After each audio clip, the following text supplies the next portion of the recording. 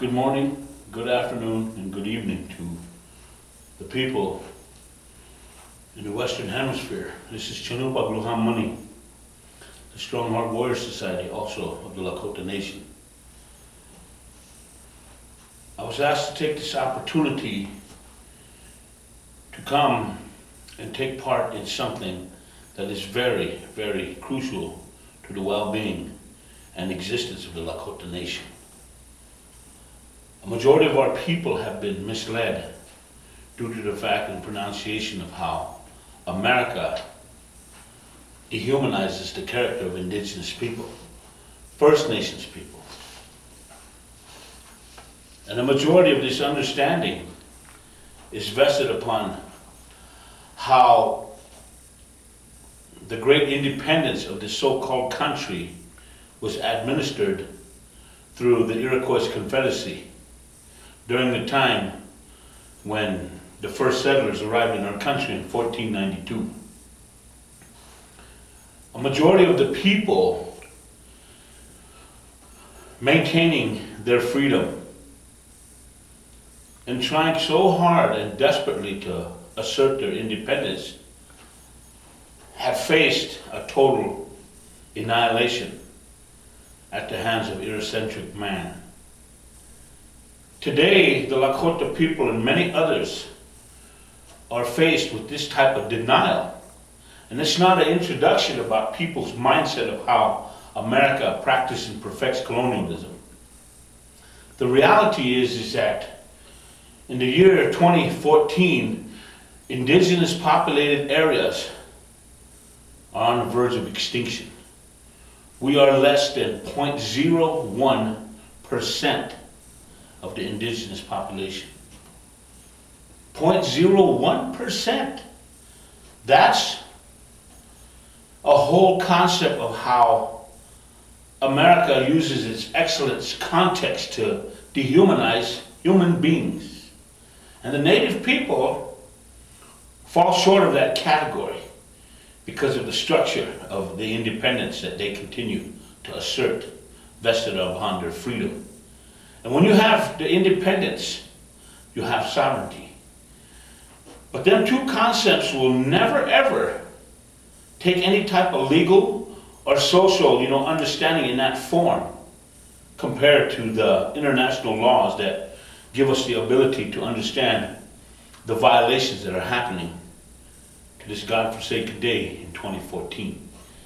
The language indigenous people had once had from the beginning of time, when you look back at the history of how America implemented its foreign policies and coerced their own understanding to cultivate people's minds, they took our people, the indigenous people, of the eastern shore waters from Maine to Florida and totally annihilated them through ethnic cleansing and genocidal holocaust.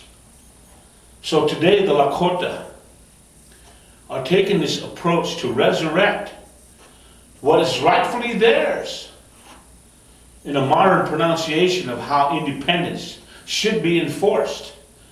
In today's populated areas where indigenous people face these type of policies and procedures at the hands of the American government, the United States has ever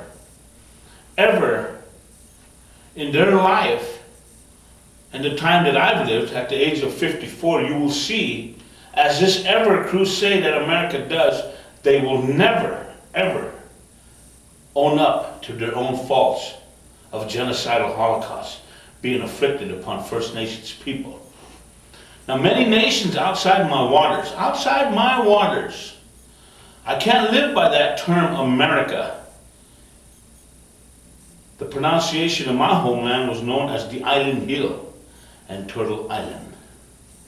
And so today, we take this opportunity to reach out to a majority of the people that are determined to support us for our crusade, because if you have a crusade in implementing international implications of policies and procedure, you have freedom.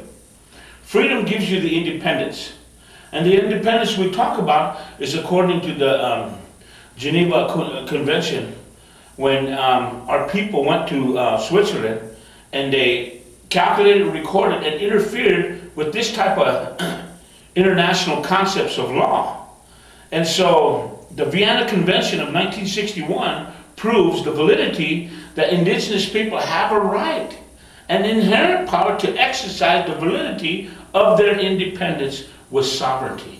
But it never ever takes that type of foothold in America, because you have all the elitists, you have the Bilderbergs, you have the Masons, you have all these racial radical movements continually to block and interfere with the rightful independence that the native people have under their own matriarchal system. When you look at the treaties, and let's look at the Treaty of 1851 and the Treaty of 1868. Now, both of them have some unique, characteristics to it. But one of the key concepts to that, it was never ever done in a professional capacity. Why do I say a professional capacity? Because back in them days when them treaties were agreed upon, it was vested upon language, indigenous language, First Nations language. So the colonists, when they became populated in our country, and they created their own form of government through the concepts of Rome, how Rome set out to conquer the world, they used that same type of ethnocentric behavior to destroy the validity of rights that they made our people agree upon, when in fact there was no mutual agreement. They lied.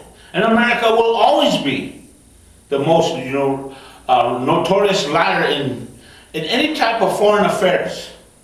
You look at all the dynasties that they fell from Rome to Great Britain to Greeks, the failure of the Mediterranean, and now you're going to see how the American empire has become that failure through the economic system. It's on the verge of collapsing.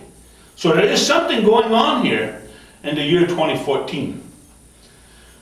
But when I look back on how the understandings of how America violated treaties, outright lied and violated these with their own descriptions, we take note about the dialogue and the descriptions surrounding this treaty signing of 1868. Remember, when they made our people adapt to a colonized mindset, they made them agree upon something kind of like playing tic-tac-toe, because it was the X versus the 0 or the O. And so if you didn't understand that concept of reality, Eurocentric man deprived you of your know-how. Your know-how was to implement your number one most positive virtue of life, and it was called language. So there would have been no way in the history of the ideology of Eurocentric man to find somebody to interpret languages. So today, in the Western Hemisphere and in America, you can learn any type of foreign language in our own country. But when it comes to First Nations people, our language is on the verge of extinction. That is a guaranteed proof that ethnic genocide is still born and bred by the bipolar disorder of the Eurocentric man. This sums up parts of the understandings that we are continuing to implement. It's not typical that America, which you call the United States, gives fair treatment to the validity of people. And there also is evidence how crucial the European colonists are, because remember, the first settlers to arrive on the continent, known as Turtle Island and the Island Hill, were all ex-cons released from prison. That's where America fails foreign policies. If you take